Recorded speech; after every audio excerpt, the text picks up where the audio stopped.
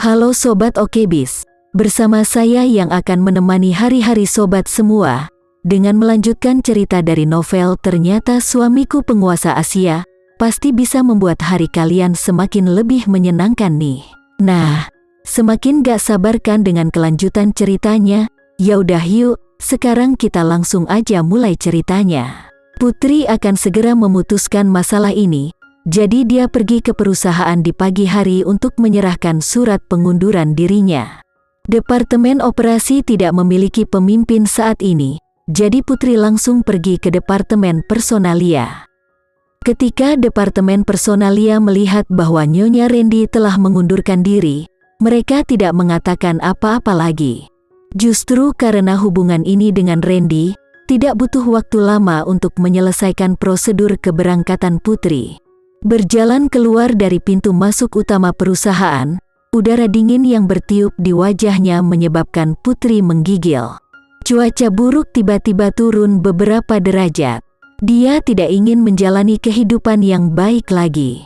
Dia dengan cepat mengenakan jaketnya dan memakainya dengan erat. Dia pasti tidak bisa membiarkan dirinya masuk angin. Putri. Tepat saat Putri hendak pergi setelah mengenakan pakaiannya, suara yang akrab dan lembut terdengar dari belakangnya, menyebabkan langkahnya tiba-tiba berhenti. Dia bahkan berpikir bahwa dia sedang berhalusinasi dan tidak percaya bahwa seseorang akan tiba-tiba muncul di sisinya. "Putri, ini aku." Suara tua yang membawa suara tangisan sekali lagi terdengar di telinga Putri. Meskipun dia mengira itu adalah ilusi, dia masih perlahan berbalik. Berbalik, dia jelas melihat orang yang berdiri di belakangnya. Tetapi dalam kurun waktu singkat 3 tahun, mengapa dia begitu tua dan kehilangan banyak berat badan? Sebelumnya, dia sudah sangat kurus, tetapi dia tidak kurus seperti sekarang. Sekarang, dia setipis sekantong tulang. Putri membuka mulutnya, ingin berteriak untuk seseorang, tetapi dua kata yang sudah terlontar di ujung lidahnya tidak keluar. Dia tidak ingin memikirkan tentang apa yang telah terjadi 3 tahun lalu ketika mereka meninggalkannya, tetapi begitu dia melihatnya, hal yang sama akan terjadi padanya 3 tahun lalu. Dia akan memikirkan ibunya yang menangis dan berkata kepadanya, "Putri, kamu lebih mandiri dan lebih kuat dari saudara perempuanmu. Biarkan saja dia." Setiap kali dia memikirkan tentang alasan yang diberikan ibunya, hati Putri terasa seolah-olah dipotong oleh pisau, rasa sakit menusuk jantungnya. Mungkinkah karena dia mandiri, karena dia kuat, sehingga dia akan ditinggalkan dan dijebak? "Putri?" Wanita itu memandang Putri saat air mata berkedip di matanya. Setelah melihat Andi Andrean lagi, Putri sudah memikirkan semuanya dalam periode waktu ini. Saat itu, perselingkuhan Andi Andrean membuat hatinya sakit, namun sikap orang tua dan keluarganya membuatnya merasa putus asa. Cinta hilang, masih mungkin menemukan cinta baru, tetapi keluarga hanya sekali cinta, hilang dan tidak akan pernah menemukan lagi. Hidung Putri mulai sakit, matanya mulai membengkak, dan air matanya mulai mengalir. Dia menggigit bibirnya dan mengangkat kepalanya, agar air matanya tidak jatuh. "Putri, ibu tahu kami mengecewakanmu." Setelah mengatakan itu, ibunya sekali lagi terisak, "Jika kamu ingin menyalahkan sesuatu, salahkan aku. Ini adalah kesalahanku karena tidak memiliki pendapat apapun dan mampu membuat keputusan di rumah sebelum hal seperti itu terjadi. Aku hanya bisa melihat tanpa daya karena kamu salah dituduh dan dihina, tapi aku tidak bisa berbuat apa-apa." Putri menggigit bibirnya dengan erat. Dia dengan erat mengepalkan tangannya yang berada di sisinya, kukunya menggali dagingnya, dia sepertinya tidak merasakan sakit. "Putri, kamu bahkan tidak mau mengatakan sepatah kata pun kepadaku?" Karena Putri tidak mengucapkan sepatah kata pun, wanita itu menjadi semakin kesal. Bukan karena Putri tidak mau berbicara, tapi dia takut untuk berbicara. Dia takut jika dia mengucapkan satu kata, dia akan kehilangan kendali emosinya dan mulai menangis di depannya. "Aku tahu, aku selalu tahu bahwa aku lemah. Aku sudah lemah sepanjang hidupku, dan aku bahkan tidak bisa melindungi putriku sendiri." Ibunya menangis saat dia berbicara, tubuhnya yang lemah gemetar.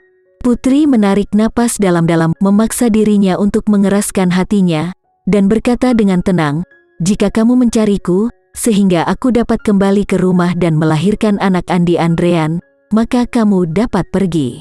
3 tahun lalu, Citra mengandung anak Andi Andrean, jadi mereka mengikuti instruksi keluarga Andrean untuk mengizinkannya masuk. Tapi sekarang Citra tidak bisa melanjutkan hidup, mereka mengikuti perintahnya dan ingin membawanya kembali. Putri. Apapun yang dilakukan Andi Andrean, Putri tidak akan pernah peduli tentang itu. Dia tidak pernah berpikir bahwa ibunya juga akan datang dari rumah untuk membujuknya. 3 tahun lalu, ketika dia menangis agar Putri pergi, dia terpaksa melakukannya. Lalu 3 tahun kemudian, dia juga dipaksa untuk memaksa Putri kembali ke sisi Andi Andrean.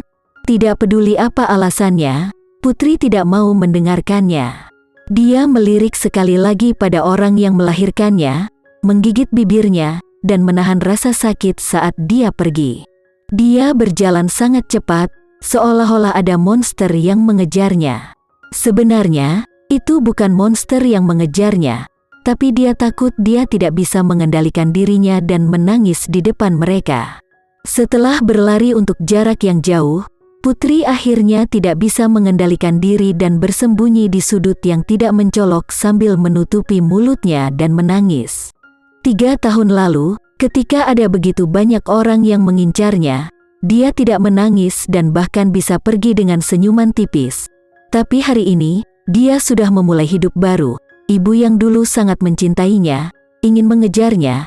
Apakah ibunya benar-benar menganggapnya sebagai putri mereka? Sebenarnya, tidak perlu memikirkannya. Putri sudah tahu bahwa di mata keluarganya, terutama di mata ayahnya, dia dan Citra hanyalah alat untuk membantu keluarga Bramasta menjadi makmur. Dan ibunya, seorang ibu pengecut yang tidak pernah memiliki pikiran sendiri, hanya akan mendengarkan instruksi ayahnya. 3 tahun kemudian, ketika dia bertemu Andi Andrean dan Citra lagi, Putri bisa memperlakukan mereka sebagai orang asing. Tapi menghadapi ibu yang sangat menyayanginya di masa lalu, dia tidak bisa melakukannya. Pada akhirnya, Putri tidak tahan lagi. Dia berbalik dari kegelapan dan melihat ke belakang, hanya untuk melihat ibunya gemetar 2 kali dan kemudian jatuh ke tanah.